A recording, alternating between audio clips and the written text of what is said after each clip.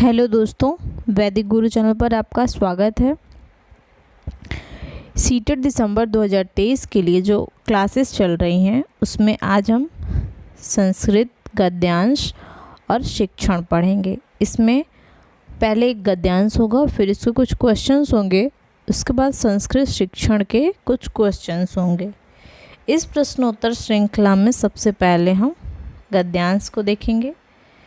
अधोलिखितम गद्यांशं पठित्वा तदनन्तरं विकल्पात्मकोत्तरेषु प्रदत्तप्रश्नानां प्रश्नसंख्यां 7 से 15 प्रश्नानां समुचितम् उत्तरं चित्वा लिखत। अधोलिखित गद्यांश को पठित्वा पढ़कर तदंतरम, इसके बाद जो यहाँ पर प्रश्न पूछे गए हैं, जो प्रश्न दिए गए हैं, प्रदत्त प्रश्नानाम प्रश्न जो दिए गए हैं, इसमें से प्रश्न संख्या 7 से 15 प्रश्नानाम समुचितम उत्तरम चित्वा लिखत, इसमें से समुचित उत्तर को देखकर लिखना है। पहले हम गद्यांश पढ़ते हैं, इसका अर्थ जानते हैं। पूरा गुजरात प्रदेशे एकस्मिन् ग्रामे एकम गुरुकुलम आसीत। एक समय की बात है कि गुजरात राज्य में एक गांव में एक गुरुकुल था। तत्र द्विशतम, द्विशतम का अर्थ क्या होता है? 200, 200, ठीक है। द्विशतम का अर्थ, शतम मतलब 100, द्वि मतलब 2, तो 2 + 100 कितना हो जाएगा? 200 हो जाएगा, ठीक है। द्वि 2 हो गया और शतम 100 हो गया।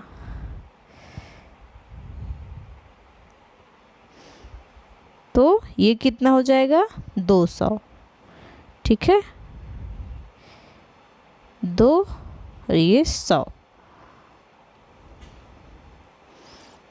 इसमें 100 को ऐड कर दिए, सॉरी ये 2 हो गया और 100, 200। छात्राः गुरुभ्यः अनेकान् विषयान् पठन्ति स्म। जहाँ 200 छात्र शिक्षकों से कई विषयों का अध्ययन करते थे, ठीक है। मतलब जो वहाँ पर गुरु थे वो 200 से अधिक जो है छात्र को अनेक विषय पढ़ाते थे।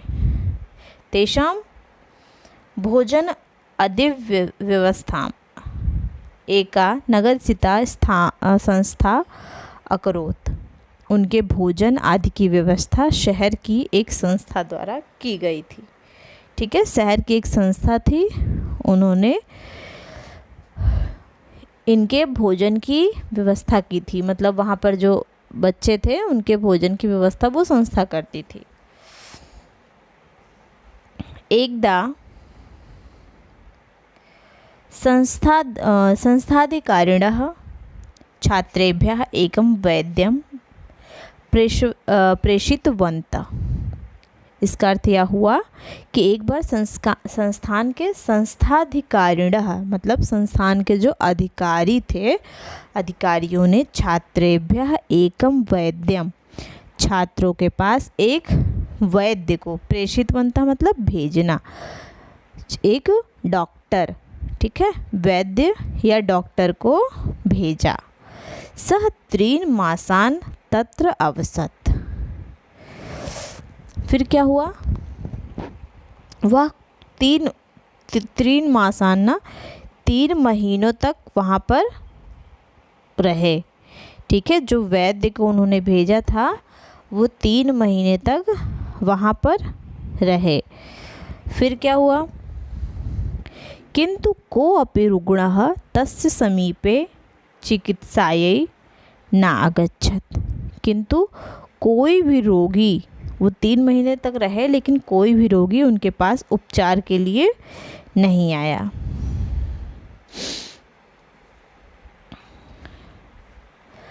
वैद्यराजा प्रधानाचार्यम् अपृच्छत्। यहाँ पर देखिए है ना, वैद्यराजा प्रधानाचार्यम् अपृच्छत् किम अत्र कोऽपि रोगी न भवति। वैद्यराज जो है वो प्रधानाचार्य से उन्होंने पूछा, अपेक्षित मतलब पूछा कि क्या यहाँ कोई रोगी नहीं है। फिर प्रधानाचार्यः विहस्य अवदत् वैद्यराजः, प्रधानाचार्य हंसकर बोले, वैद्यराज अस्य एक रहस्यमस्ति, यहाँ पर एक रहस्य है। सर्वे तदा भोजनं कुर्वन्ति तदा ते तीक्ष्णताम् अनुभवन्ति, यहाँ सभी लोग तभी भोजन करते हैं जब उन्हें तेज भूख लगती है। तीव्र, यहाँ पर तीव्र होगा, ठीक है। तीव्र क्षुधाम मतलब बहुत अत्यधिक तीव्र, जब उन्हें भूख लगती है, जब उन्हें अनुभव होता है, अत्यधिक तीव्र भूख का अनुभव होता है, तभी वहाँ के लोग भोजन करते हैं। यदा तेषां भोजनेन तृप्ति भवति ततः पूर्वम एव ते भोजनम त्यजन्ति। इसका यह अर्थ हुआ कि जब उन्हें भोजन की तृप्ति होती है, यदा जब तेषाम उन्हें भोजनेन तृप्ति भोजन की तृप्ति होती है, ततः पूर्वम एव ते भोजनम त्यजन्ति तब वह भोजन का त्याग कर देते हैं, ठीक है। मतलब जब उनका पेट भर, ऐसा लगता है उन्हें कि उनका पेट भरने वाला है, उससे पहले ही वो भोजन को छोड़ देते हैं। एतत् एव एतेषां स्वस्थस्य रहस्य, यही उनके एतत् एव एतेषां स्वास्थ्यस्य रहस्यम, यही उनके स्वास्थ्य का रहस्य है। भवान् जानाति एव यत् स्वस्थाः नराः औषधं न सेवन्ते। भवान् जानाति, आप यह जानते हैं, भगवान मतलब आप यह जानते हैं कि स्वस्थ व्यक्ति दवा नहीं लेते हैं, मतलब वो इस तरह रहते हैं कि उन्हें दवा की आवश्यकता पड़ती ही नहीं है, और अगर वो स्वस्थ रहेंगे तो उन्हें दवा की क्या ज़रूरत। तो एव तेषां स्वास्थ्यस्य रहस्यम भवान जानाति एव यत् स्वस्थाः नराः औषधं न सेवन्ति। आप जानते होंगे कि जो स्वस्थ व्यक्ति होते हैं, स्वस्थ नर जो होते हैं, वो जो है औषधि का सेवन नहीं करते हैं। तद्वचनम श्रुत्वा, उनका यह वचन सुनकर वैद्य जो है हसित्वा अवदत्, हंसे, ठीक है। उनकी यह बातें, मतलब वो जो प्रधानाचार्य बोल रहे थे, वैद्य ने उनकी बात को सुनकर हंसा और बोले, अत्र मम उपयोगः न अस्ति, अब यहाँ पर मेरा कोई उपयोग नहीं है। अहम गच्छामि, मैं जाता हूँ। नमस्कारः, नमस्कार। यत्र रोगः तत्र वैद्यः, जहाँ रोगी हैं वहाँ वैद्य हैं, मतलब जहाँ पर रोगी होते हैं वैद्य की ज़रूरत वहीं पे पड़ती है।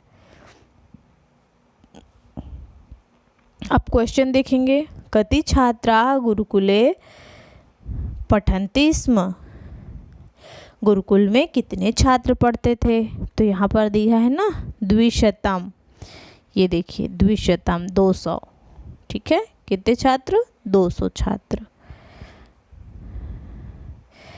तो 200 202 102 और 2 ये नहीं होगा, इसमें ए नंबर राइट हो जाएगा 200 छात्र, 200। इसके बाद सेकंड क्वेश्चन देखेंगे। वैद्यराजः कम पृष्टवान, वैद्यराज जो है उन्होंने किससे पूछा। प्रधानाचार्यं, संस्थाधिकारिणः, अभिभावकः या फिर छात्रान। तो यहाँ पर पैराग्राफ में आएंगे, देखेंगे कि वैद्यराजः प्रधानाचार्यम, यहाँ पर देखिए प्रधानाचार्यम अपृच्छत, प्रधानाचार्य से पूछा। तो इसका राइट आंसर ए नंबर, प्रधानाचार्यम। बी सी डी नहीं होगा। इसके बाद देखिए विहस इति पदे प्रत्यय अस्ति। विहस्य में कौन सा प्रत्यय है? विहस्य में वि उपसर्ग हो गया प्लस हस धातु हो गई। ठीक, इसमें प्रत्यय कौन सा है? इसमें ल्यप प्रत्यय है। ठीक है, वि हस प्लस ल्यप, ल्यप प्रत्यय। समासे अनंच पूर्वे अक्त्वो ल्यप से अक्त्वया ल्यप पर पहले उपसर्ग होने पर ल्यप होता है। यहाँ पर वि उपसर्ग है ना, इसलिए ल्यप प्रत्यय हुआ। अगर वि उपसर्ग नहीं होता तो यहाँ पर क्या होता? अक्त्वा प्रत्यय होता।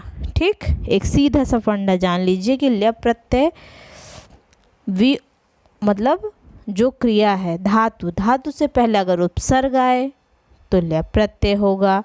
अगर धातु से पहले उपसर्ग नहीं आता है तो क्या होगा? अक्त्वा प्रत्यय। जैसे देखिए यहाँ पर हस हुआ, हस धातु हो गई हसित्वा, हसित्वा देख लीजिए, तो हस धातु हो गई और अक्त्वा प्रत्यय हो गया। यहाँ पर उपसर्ग नहीं है ना, तो यहाँ पर अक्त्वा प्रत्यय हो गया। इसी तरह विहस्य में ल्यप प्रत्यय आएगा। लसत्व तद्धिते सूत्र से, लशक्व तद्धिते जो है सूत्र है, इससे ल्यप में ला का और हलंत्यम से पा की इत संज्ञा हो जाएगी। ये जो ल्यप है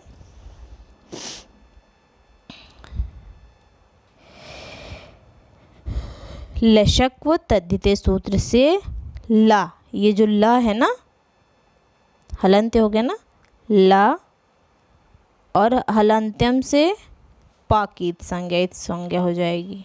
ठीक, हलंत्यम सूत्र से होगा तो बचेगा क्या? यह बचेगा। तो विहस्य, यह आया ना लास्ट में, तो इसलिए ये विहस्य बन जाएगा। इसके बाद फोर्थ क्वेश्चन देखिए, त्यजंत इति पदे धातु अस्ति। त्यजंत में इस पद में धातु कौन सी है? तो देखेंगे, त्यज धातु मतलब छोड़ देना, किसी का त्याग कर देना। इसमें धातु कौन सी है? त्यज धातु है। ठीक, त्यज, त्यज धातु, तो इसका सी नंबर सही हो जाएगा।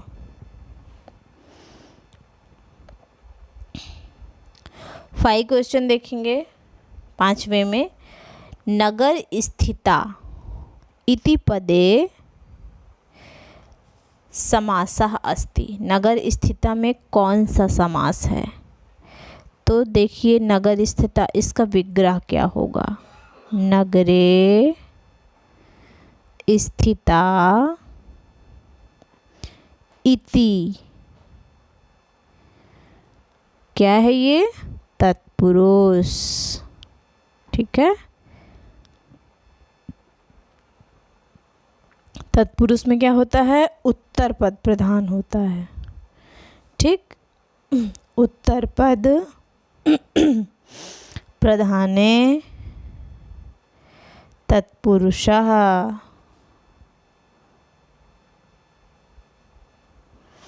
ये होगा तत्पुरुष सूत्र। ठीक है, तो इसमें क्या होगा? नगर स्थिता में तत्पुरुष होगा, डी नंबर।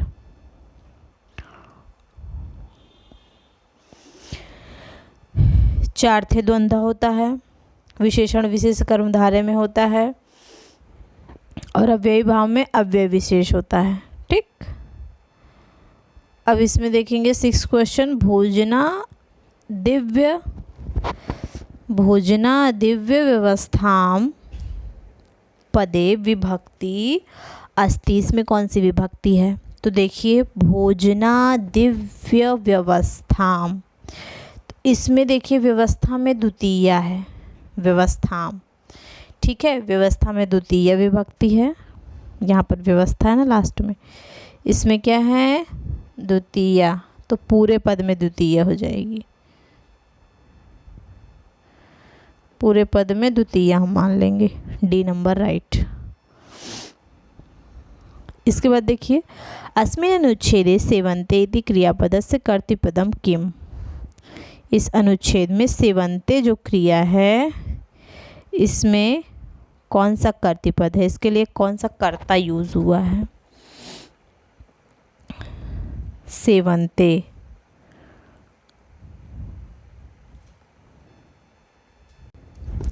देखिए ऊपर जाएंगे हम, यहाँ पर देखेंगे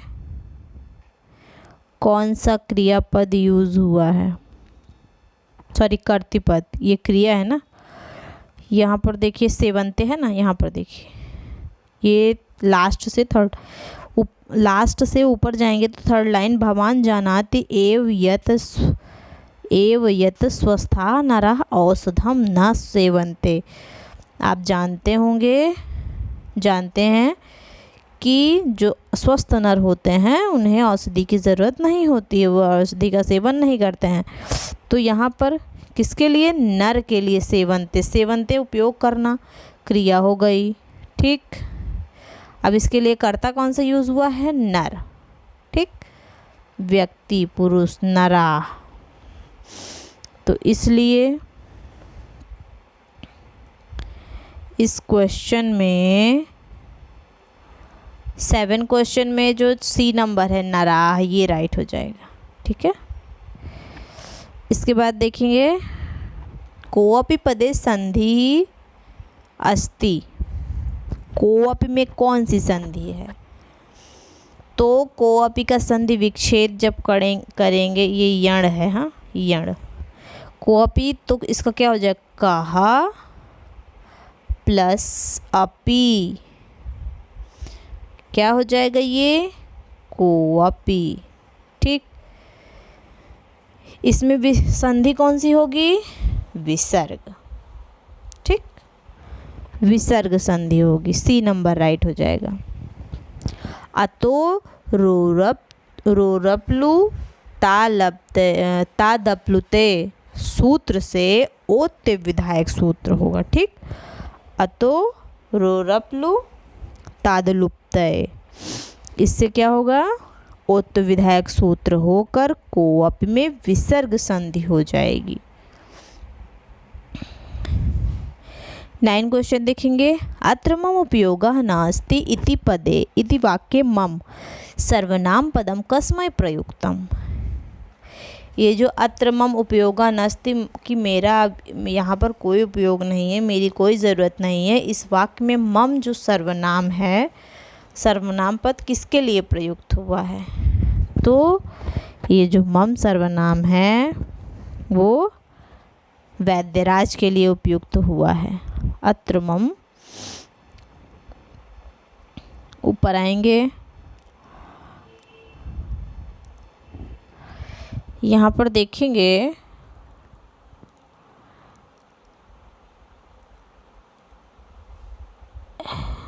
अत्र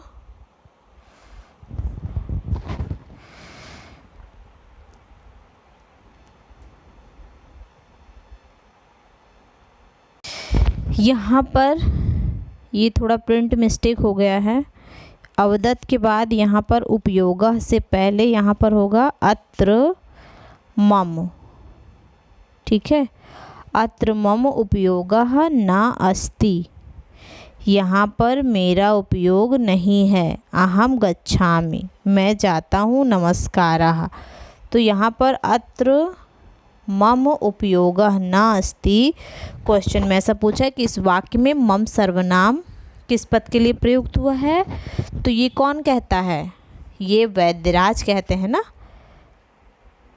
तद्वचनम श्रुत्वा वैद्यः, यहाँ पर नीचे देखेंगे इसमें है, यहाँ पर है ना, वैद्यः हसित्वा, वैद्य जो हंसते हैं उसके बाद बोलते हैं, क्या बोलते हैं कि अत्र मम उपयोगः नास्ति, तो ये वैद्यराज के लिए प्रयुक्त हुआ है।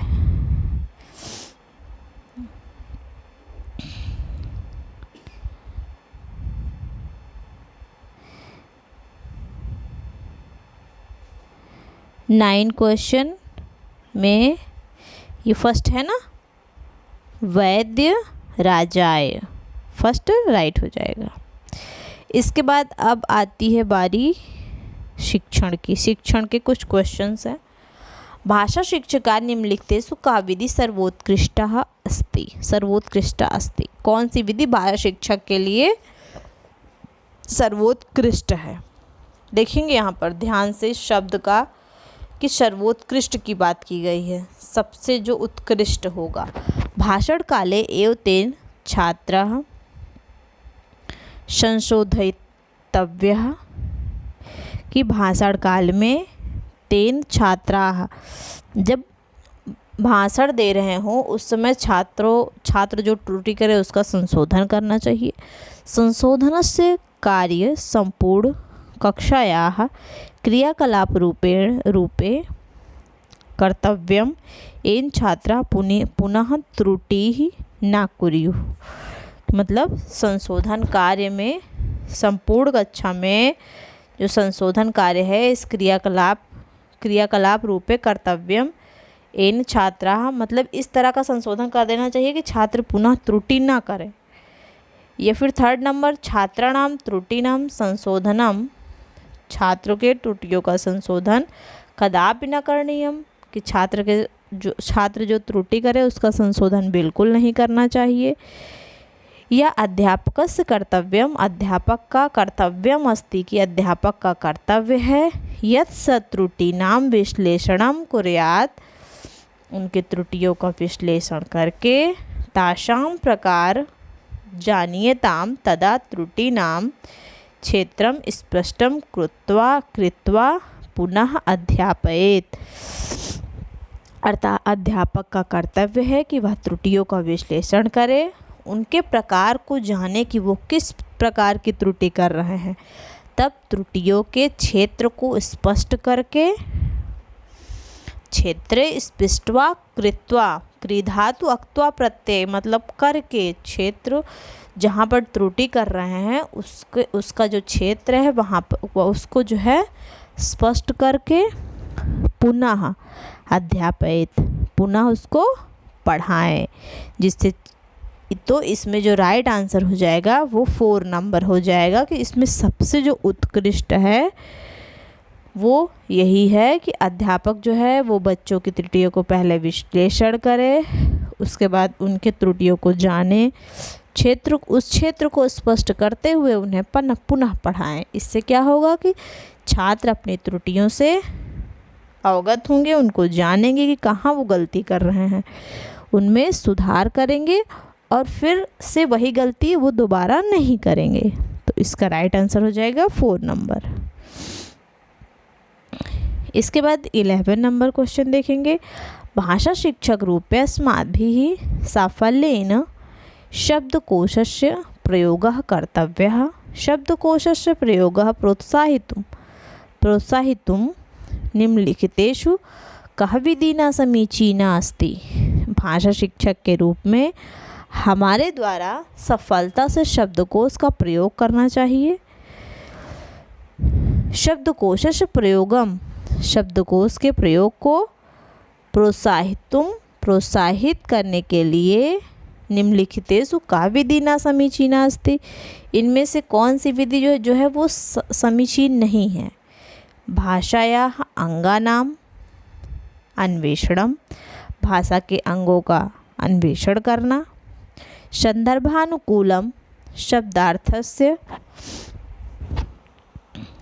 चयनम, संदर्भ के अनुकूल मतलब जिस प्रकार का संदर्भ हो उसी प्रकार के शब्द का चयन करना। शब्दस्य उच्चारण ज्ञानम, शब्द के उच्चारण का ज्ञान। प्रत्येक नवीन शब्दाय अध्यापकम उपगमनम, जो नए शब्द हैं, जो नए शब्द हैं वो क्या करना चाहिए, उनके बारे में अध्यापक से पूछना चाहिए। तो देखिए भाषा शिक्षक के रूप में हमारे द्वारा जो सफल शब्दकोश का प्रयोग करना चाहिए, ये जो है एक टीचर का कर्तव्य है, शिक्षक का। इसमें जो है शब्दकोश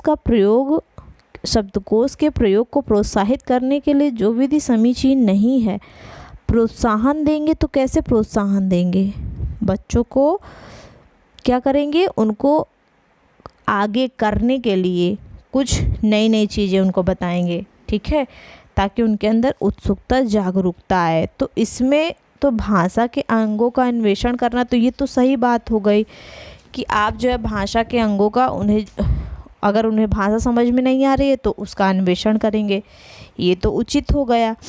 और संदर्भ के अनुसार जिस तरह का संदर्भ होगा शब्दार्थ भी उसी तरह का होगा, ये भी सही बात, नहीं तो फिर वो शब्द को कैसे समझ पाएंगे। और शब्द का उच्चारण का ज्ञान होना, ये भी सही बात है।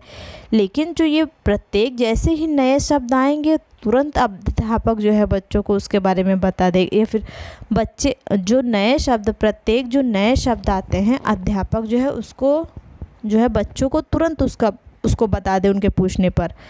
तो ऐसा नहीं करना चाहिए, इससे उनमें सृजनात्मकता नहीं आएगी, उन्हें चीज़ों को समझने में उत्सुकता नहीं आएगी, तो वो उत्सुक नहीं होंगे और वो फिर क्या करेंगे, वो उसको नहीं पढ़ेंगे, मतलब उसको और आगे जाने का प्रयास नहीं करेंगे। अगर हम किसी से क्वेश्चन करते हैं, अगर तुरंत आंसर हमें मिल गया तो हम आगे के बारे में प्रयास क्यों करेंगे, तो वो अपने दिमाग का यूज़ नहीं करेंगे। इससे जो नवीन चीज़ें नवीन शब्द उन्हें मिलते हैं, अध्यापक को उन्हें प्रेरणा देनी चाहिए कि वो उसे पहले खुद से प्रयास करके ढूंढें, ठीक है। जब वो खुद से प्रयास करेंगे तो उन्हें और भी उस शब्द के अलावा और भी अनेक चीज़ें उन्हें जानने को मिलेगा, उन्हें अनेक चीज़ों का बोध होगा। तो इसलिए इसका जो समीचीन नहीं है वो होगा 4th नंबर, ठीक है। तो ये राइट हो जाएगा।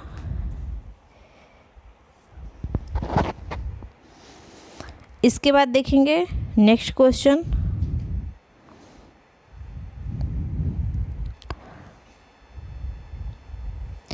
भाषा शिक्षणस्य छात्रा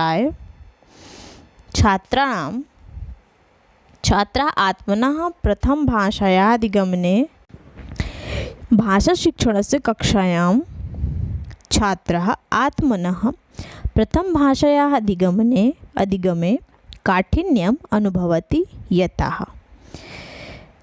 इसका यह अर्थ हुआ कि भाषा शिक्षण की कक्षा में भाषा शिक्षण की कक्षा में छात्र आत्मनः मतलब स्वयं प्रथम भाषा के अधिगम में काठिन्यम अनुभवती कठिनता का अनुभव कर रहे हैं, मतलब वो उनकी जो फर्स्ट लैंग्वेज है उसमें वो कठिनता का अनुभव कर रहे हैं, क्योंकि स्वभाषां विद्यालये पठनम रुचिकरम न भवति। उनकी जो भाषा है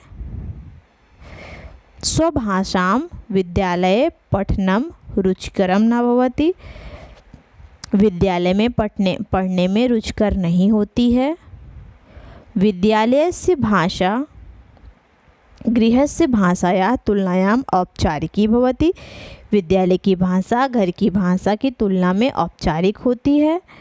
छात्राः स्वभाषां जानाति अतः तस्याः विद्यालये पठनम औचित्यपूर्णं न प्रतीयते। छात्र जो है वो स्वभाषा अपनी भाषा को जानते हैं, अतः उनके तस्याः विद्यालय पठनम औचित्यपूर्णं न प्रतीयते। उनके विद्यालय में उसको पढ़ने में वो औचित्य प्रतीत नहीं होता है। स विद्यालये स्वभाषां कठिनां मन्यते। विद्यालय जो है उनकी भाषा को कठिन मानते हैं।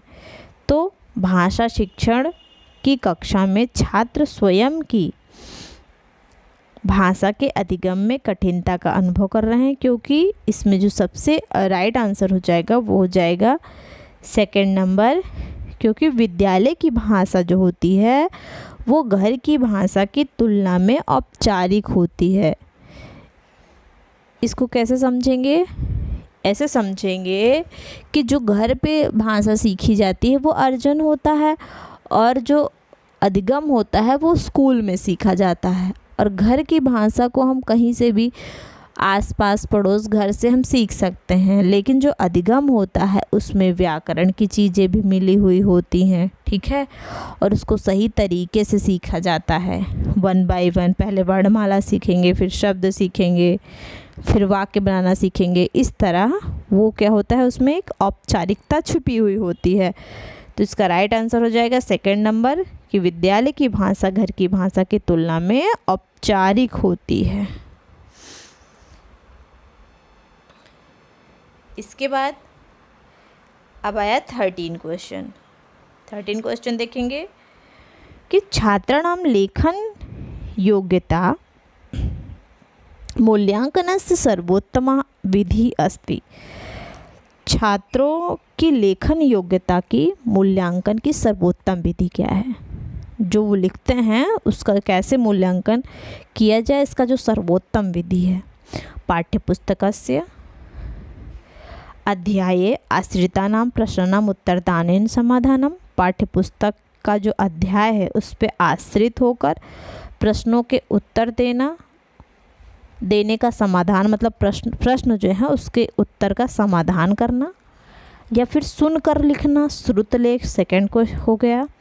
थर्ड नंबर स्वानुभवानां लेखनम, अपने अनुभव के द्वारा लिखना।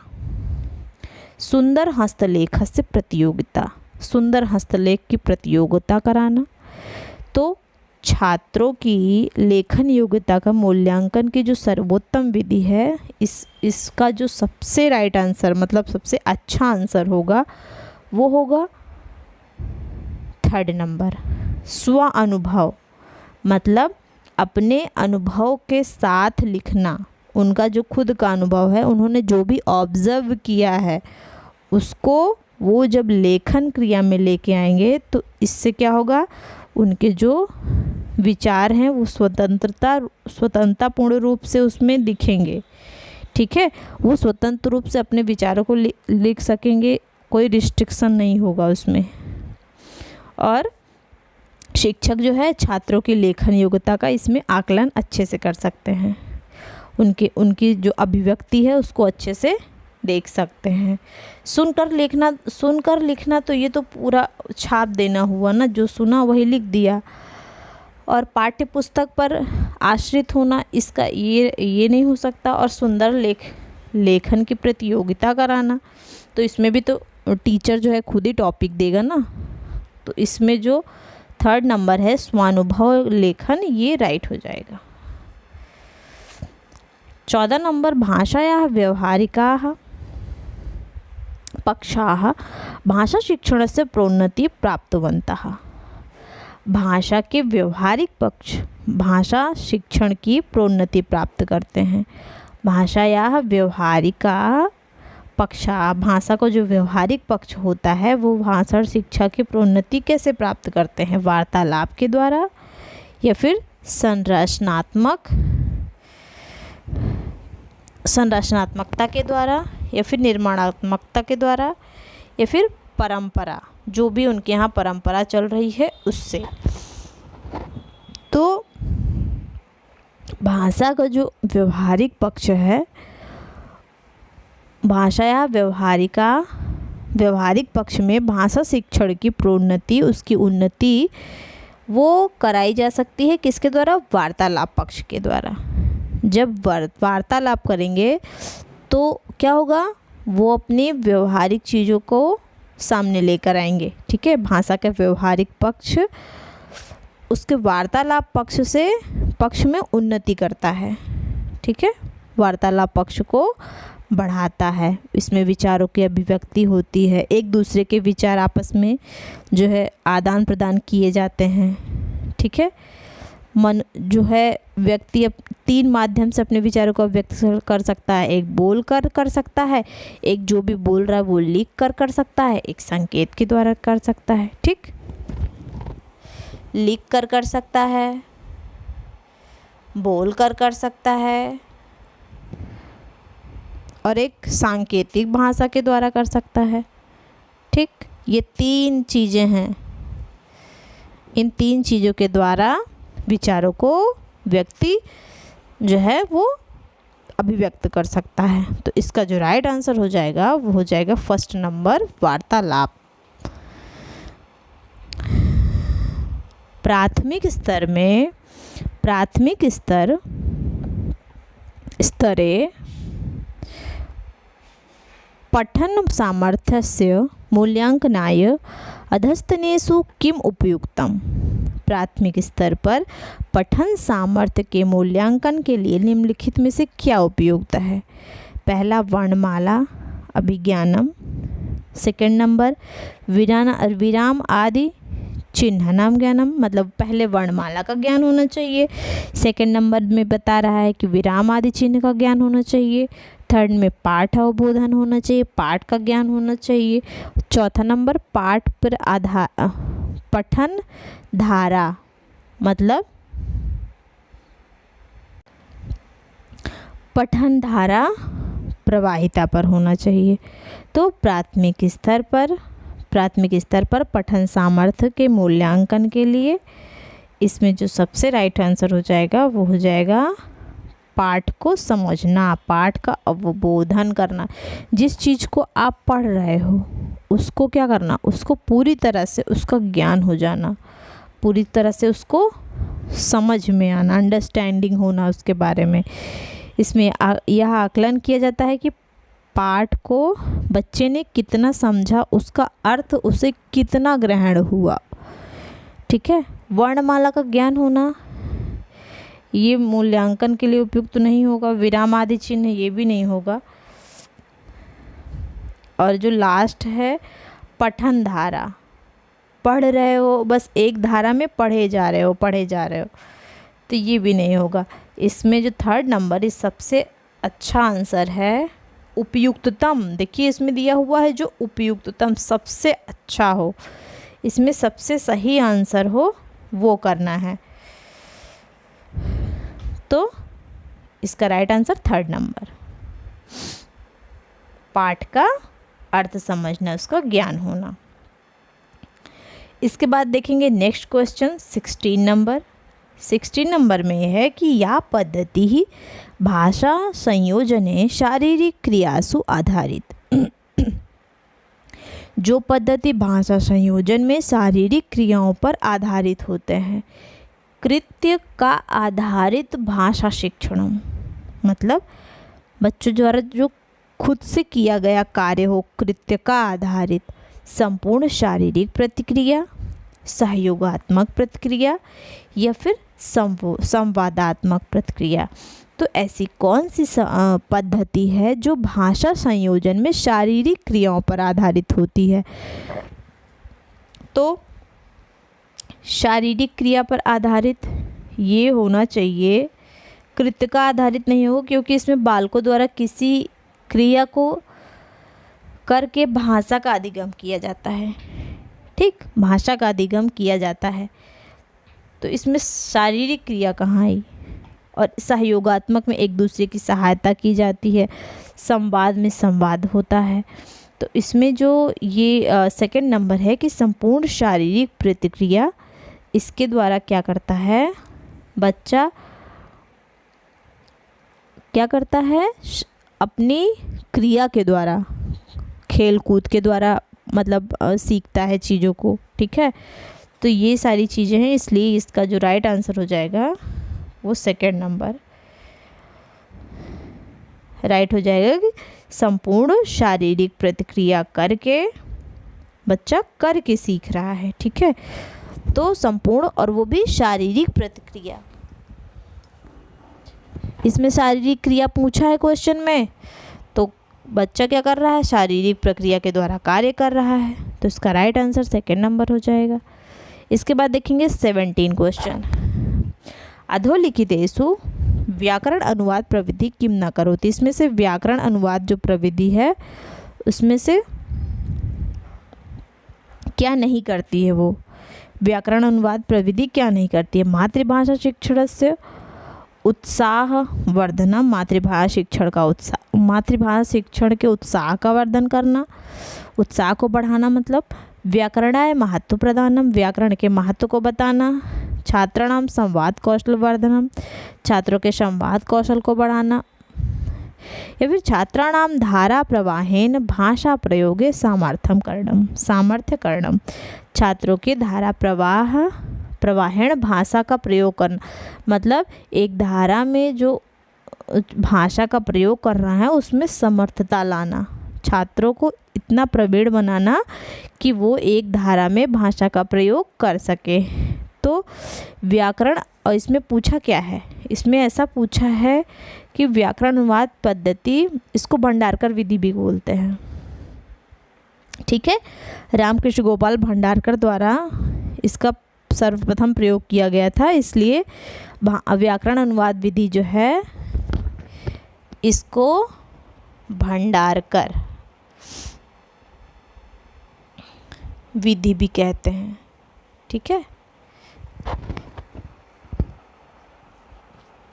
इसमें क्या होता है, व्याकरण अनुवाद में इसमें संवाद कौशल का वर्धन नहीं होता है, ठीक। छात्राणाम, थर्ड नंबर राइट हो जाएगा कि छात्राणाम संवाद कौशल वर्धनम न करोति, इसमें व्याकरण अनुवाद विधि में छात्रों का संवाद कौशल वर्धन नहीं किया जाता है।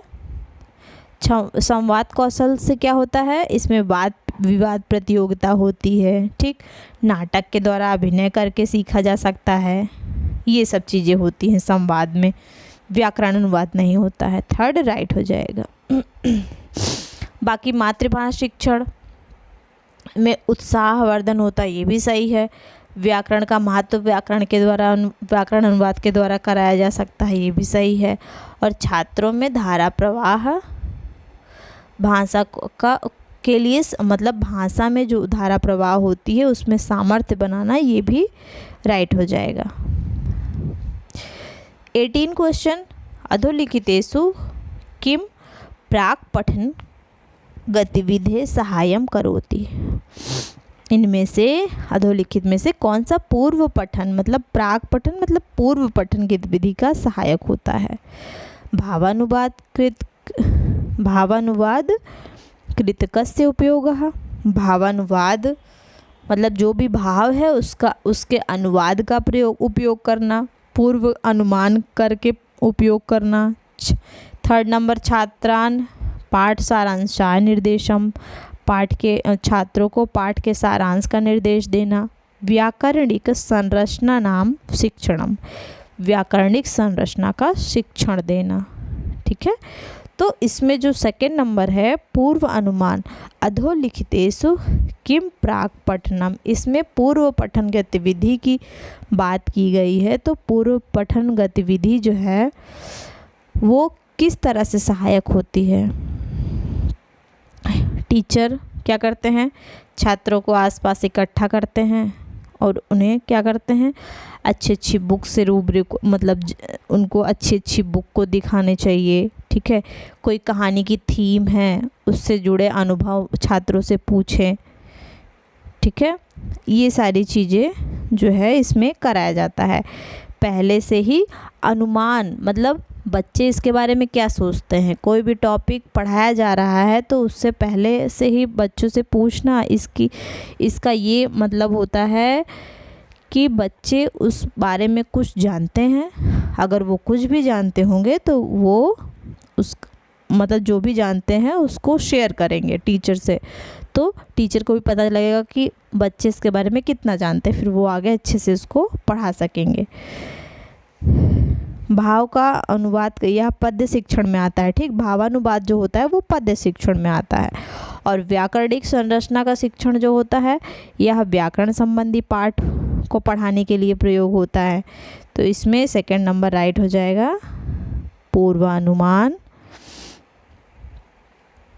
पहले से अनुमान पठन गतिविधि में ये सहायक होती है। इसके बाद देखेंगे 19 क्वेश्चन, संचयनी आकलन। संचयनी आकलन क्या है, संचयनी आकलन विषय अधोलिखितेषु का उक्ति न समीचीना, मतलब संचयनी आकलन के लिए इसमें से कौन सी उक्ति समीचीन नहीं है। संचयनी आकलन छात्रस्य ज्ञानार्जनस्य साक्ष्यं प्रददाति, संचयनी आकलन छात्र के ज्ञानार्जन के साक्ष्य को प्रदान करते हैं। या फिर स्वातंत्र्याधिकम प्रयच्छति, अधिक स्वतंत्र को प्रदान करते हैं, स्वतंत्रता प्रदान करते हैं। छात्राणाम विचार सामर्थ्यम पोषयति स्वमूल्यांकनाय सहायम करोति, छात्रों के विचार सामर्थ्य को पोषित करते हैं और स्वमूल्यांकन के लिए सहायता करते हैं। या फिर 4th नंबर संचयनी आकलन जो है वो छात्राणाम ज्ञानार्जनस्य एककालिकम आकलनम, संचयनी आकलन छात्रों के ज्ञानार्जन का एककालिक आकलन है। यही हो जाएगा राइट, क्योंकि ये संचयनी आकलन क्या होता है, इसमें पाठ को अलग अलग तरह से पढ़ाया जाता है।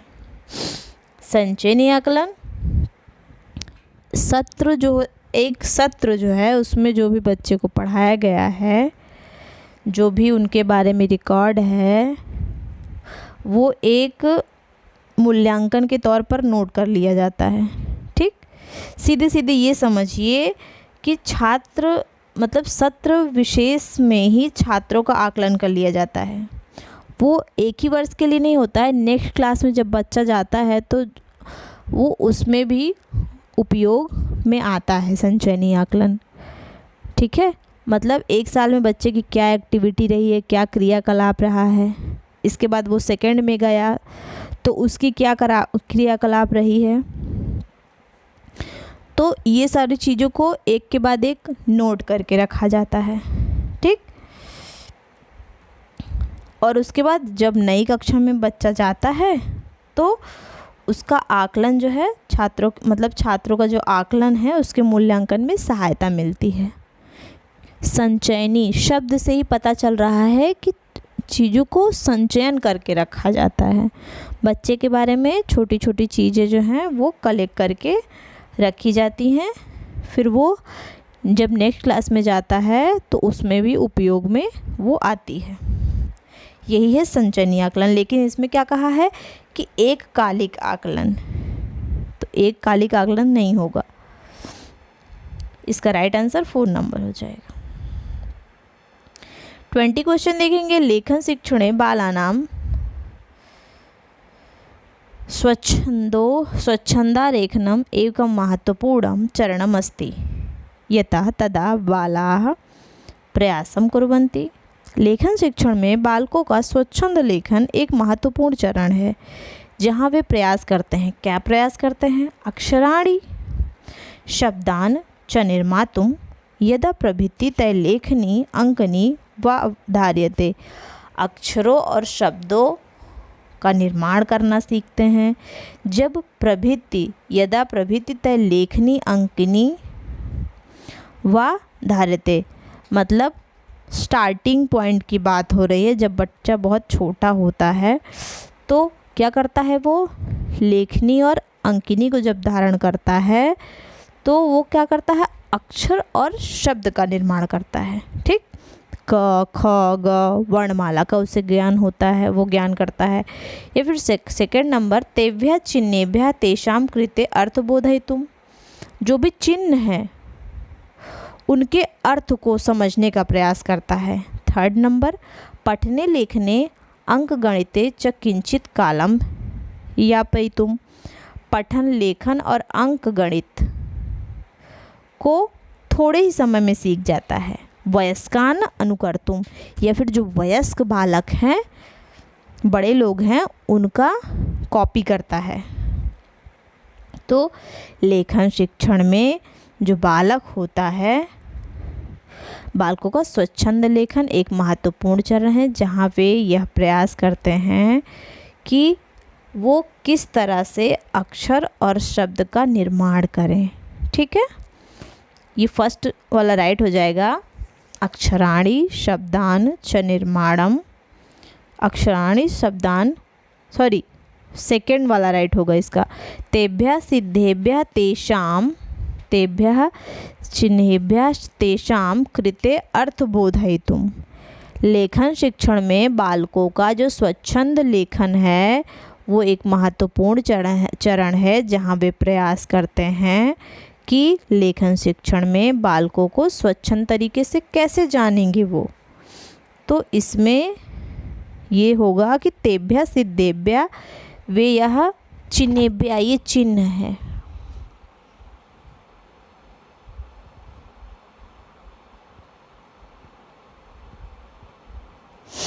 तेभ्य चिन्हेभ्य तेषां कृते अर्थ बोधयितुम्। वो अगर जो भी चिन्ह है वहाँ पे अगर उसको वो जानेंगे तो इससे क्या होगा, अर्थ को समझ पाएंगे। पूर्ण विराम हो गया, फुल स्टॉप हो गया, कॉमा हो गया, ये सब चिन्ह जो हैं वो एक अर्थ का भी अनुमान, उससे एक अर्थ का भी अनुमान लगाया जा सकता है। लेखन के माध्यम से बालक जो है अपने विचार तथा भाव को दूसरे तक संप्रेषित करता है, ठीक, और अपनी सृजनात्मक प्रतिभा को बढ़ाता है।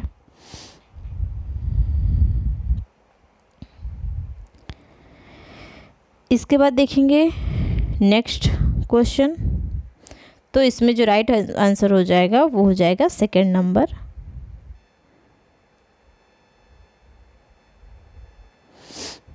इसके बाद नेक्स्ट क्वेश्चन देखेंगे 21 नंबर।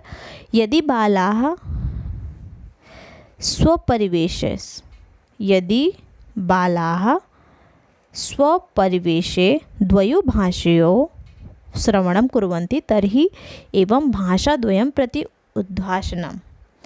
यदि बालक अपने परिवेश में दो भाषाओं का श्रवण करता है, दो भाषाओं को सुनता है, तो इस प्रकार दो भाषाओं को सुनना क्या कहलाता है? बालेभ्यः प्रतिकूलं भविष्यति, बालक के लिए प्रतिकूल होता है। बालेभ्यः अनुकूलं भविष्यति, बालक के लिए अनुकूल है। कमपि भेदं न जानन्ति, वो उनके भेद को नहीं जान पाते हैं, उनमें क्या भेद है। परस्परम बालकम भविष्यति, परस्पर बाल, यह क्या होता है, बालक के एक बीच में एक परस्पर होता है, मतलब दो बालकों के बीच में ये होता है। तो इसमें देखिए इसका जो राइट आंसर हो जाएगा वो हो जाएगा बालेभ्यः अनुकूलम भविष्यति। यदि बालक अपने परिवेश में दो भाषाओं को श्रवण करता, दो भाषाओं का श्रवण करता है तो ये बालकों के लिए अनुकूल होता है, क्योंकि जिस तरह बालक अर्जन करता है, जहाँ वे अपने परिवेश में रहते हुए दो भाषाओं को सुनते सुनते क्या करते हैं, वो अनायास ही उसको सीख जाते हैं। जैसे अर्जन करते हैं तो घर में आसपास के वातावरण से सीख जाते हैं, उसी तरह दो भाषा अगर बोली जा रही है तो उसको भी वो अपने आप ही सुनते सुनते सीख लेते हैं, वो उसका अर्जन कर लेते हैं और फिर ये स्वाभाविक रूप से भाषा को सीख जाते हैं। तो ये क्या है, राइट हो जाएगा सेकंड नंबर, ये बालक के अनुकूल होगा। 22 क्वेश्चन व्याकरणगत कार्याणि, व्याकरणगत कार्य क्या है? संदर्भानुसारेण भवेयुः, संदर्भ के अनुसार होता है। जीवनानुकूलानि भवेयुः, जीवन के अनुकूल होता है। पूर्णतया रूपानुसारेण भवेयुः, पूर्णतया रूप के अनुसार होता है, या फिर स्मृति केंद्रित होता है। तो ये जो व्याकरणगत कार्य है ये संदर्भ के अनुसार होता है, ठीक। व्याकरणगत कार्य जो है वो संदर्भ के अनुसार होने चाहिए, जिससे व्याकरण संबंधी जो नियम और सूत्र हैं उसको समझने में बच्चे को आसानी हो सके और वो उसका प्रयोग सहज रूप से एकदम सरल तरीके से कर सके, ठीक। व्याकरण को जो है सीखने के लिए बहुत सी शिक्षण विधियां हैं। संदर्भ के अनुसार व्याकरण पढ़ने के लिए इसको समवाय विधि भी कहते हैं। जो संदर्भ अनुसार व्याकरण पढ़ा जाता है इसको क्या कहते हैं, इसको समवाय विधि भी कहते हैं।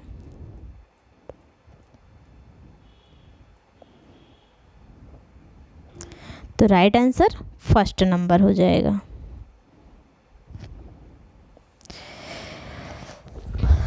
अब आ गया नॉम चॉम्स्की जी का एक ये क्वेश्चन कि नॉम चॉम्स्की महोदयेन अधोलिखितेषु किम उपदिष्टम। नॉम चॉम्स्की महोदय द्वारा निम्नलिखित में से क्या कहा गया है? तो यदा शिशु जन्म लभते तदा तस्य भाषाया प्राथमिक सामर्थ्यं न भवति। जब कोई बच्चा जन्म लेता है तो उसका भाषा बोलने की प्राथमिक क्षमता नहीं होती है। कस्यां संस्कृति शिशवः जाताः सन्ति इत्यधारण ते विभिन्नमार्गः भिन्नभिन्नगत्या भाषाया अधिग्रहणं कुर्वन्ति। बच्चे जिस संस्कृति में पैदा होते हैं उसके आधार पर वे अलग अलग गति से अलग अलग तरीक़ों से भाषा सीखते हैं। या फिर थर्ड ऑप्शन, भाषाया अधिग्रहणं कर्तुं मानवस्य नैसर्गिक सामर्थ्यम् अस्ति। मनुष्य में भाषा ग्रहण करने की प्राकृतिक क्षमता होती है। उसके बाद 4th नंबर है गुणात्मक पुनर्बलनस्य उत्पादरूपेण बालाः भाषाया अधिगमनं कुर्वन्ति। बच्चे सकारात्मक सुदृढ़ीकरण के उत्पाद के रूप में भाषा को सीखते हैं। तो इसमें जो राइट आंसर हो जाएगा वो हो जाएगा 3rd नंबर। नॉम चॉम्स्की महोदय ने कहा है कि भाषा अधिग्रहण करने के लिए मानव की स्वाभाविक क्षमता होती है। ठीक, स्वाभाविक क्षमता होती है। नैसर्गिक मतलब स्वाभाविक।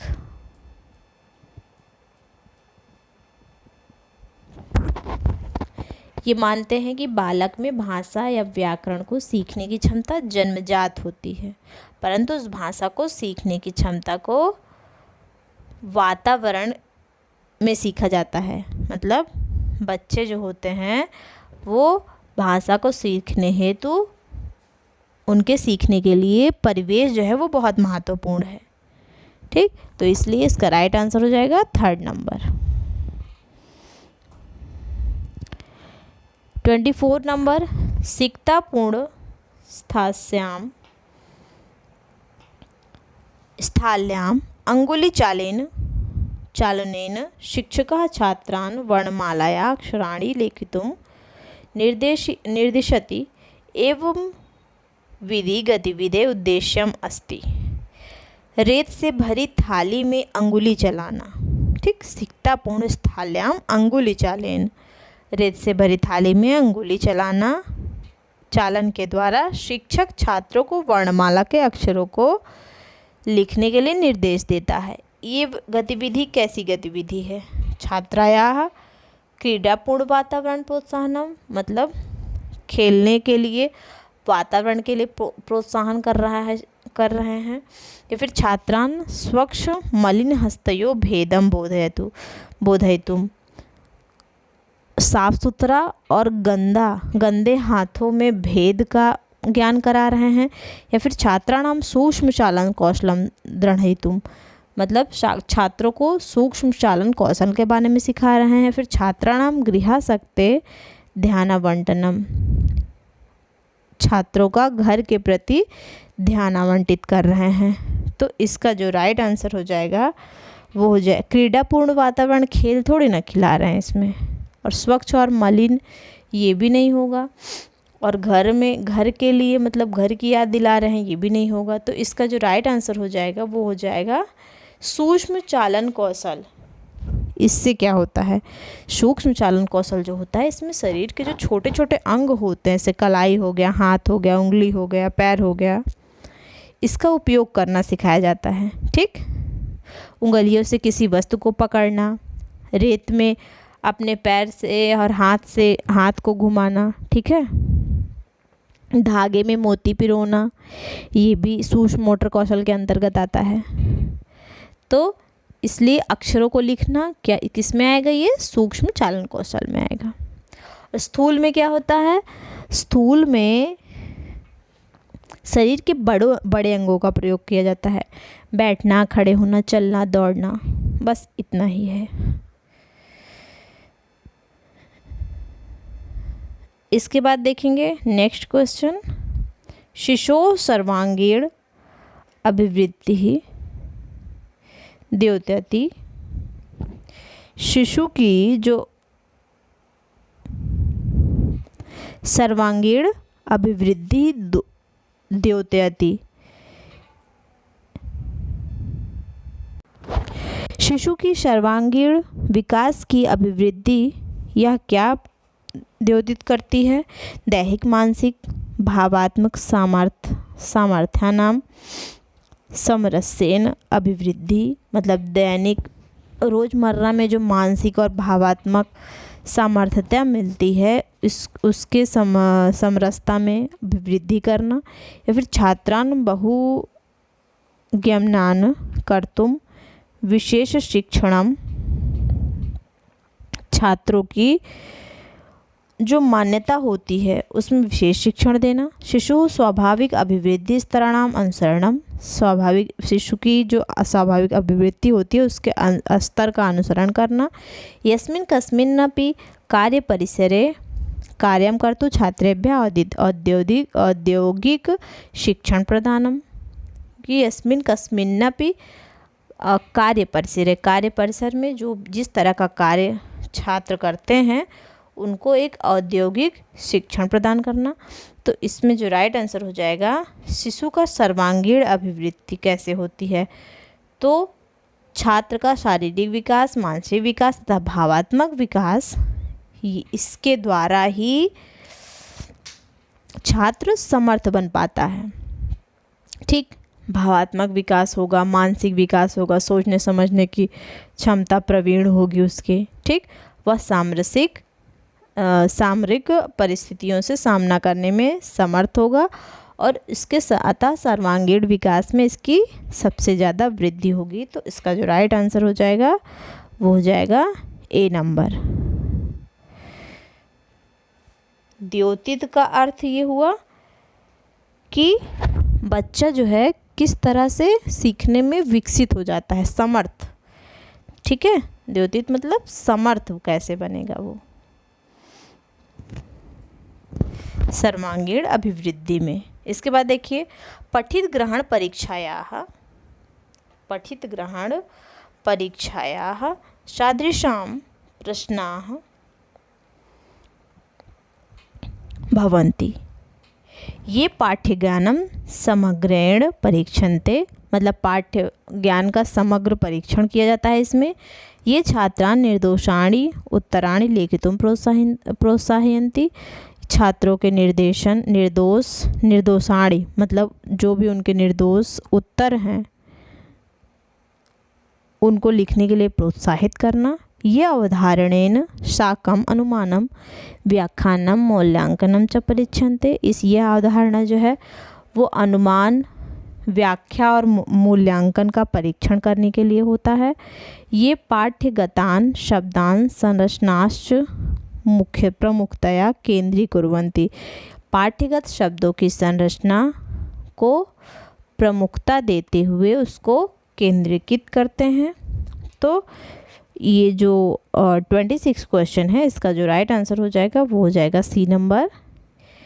ये अवधारणेन साकम अनुमानम व्याख्यानम मूल्यांकनम च परीक्षन्ते, पठित ग्रहण परीक्षाओं के प्रश्नों के अंतर्गत वे प्रश्न होते हैं जिसमें अवधारणा अर्थात ज्ञान के साथ अनुमान की व्याख्या का मूल्यांकन किया जाता है। ज्ञान का तो परीक्षण किया ही जाता है, इसके साथ साथ अनुमान की व्याख्या का भी मूल्यांकन होता है पठित ग्रहण परीक्षा के द्वारा। सी नंबर राइट हो जाएगा इसका। लास्ट क्वेश्चन देखेंगे, चित्रैः अवबोधनम अत्र परिणामकारी भवति। चित्रों का अवलोकन, चित्रों का अवबोधन कराने से क्या परिणाम होता है, तो वाक कौशल में वृद्धि होती है, श्रवण कौशल में वृद्धि होती है, साहित्यिक कौशल में, फिर कला कौशल में। तो चित्रों का अवलोकन या फिर अवबोधन या अवलोकन एक ही चीज़ है, कराने से कला कौशल की वृद्धि होती है। ठीक है, कला कौशल, वाक कौशल कैसे, चित्र बनाओगे तो कैसे वाक कौशल की वृद्धि होगी, नहीं होगी। श्रवण कौशल की भी नहीं होगी और साहित्य की कहाँ से होगी, तो चित्र के द्वारा जो है वो कला का ज्ञान होगा। तो आज के लिए इतना ही क्वेश्चन है 27। नेक्स्ट क्लास में आगे भी कराया जाएगा। ठीक है, इसके बाद शिक्षण के और सारे क्वेश्चंस दोनों लेवल के, मतलब थोड़ा टफ भी और थोड़ा इजी भी इस तरह के लिए जाएंगे। तो आप वैदिक गुरु चैनल पर बने रहिएगा, ठीक है। चैनल को लाइक करिएगा, सब्सक्राइब करिएगा और शेयर करिएगा। आज के लिए इतना ही, धन्यवाद।